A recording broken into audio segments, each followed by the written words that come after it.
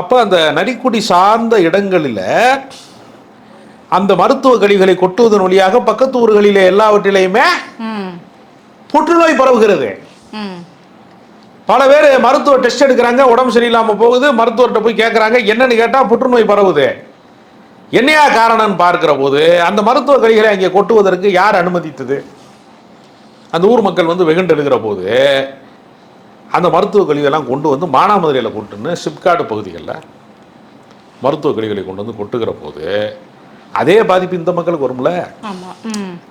அப்போ இந்த சுற்றுச்சூழல் சார்ந்த பாதிப்பு, அதன் வழியாக பரவுகிற நோய்கள், இதெல்லாம் யாரு செய்யற? அரசாங்கம் தானே செய்யுது, ஆளுகிற அரசாங்கம் தானே செய்யுது.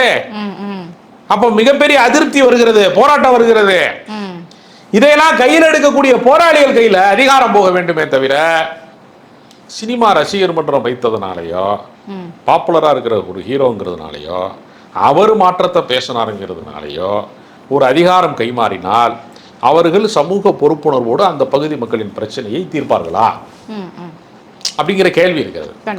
அப்ப இந்த அலை வந்தது சமூகத்துக்கு நன்மை செய்வதற்கான அலையாக மாற்றப்படணும். இது ஒரு கவர்ச்சி அலையாக காணாமல் போய்விடக்கூடாது.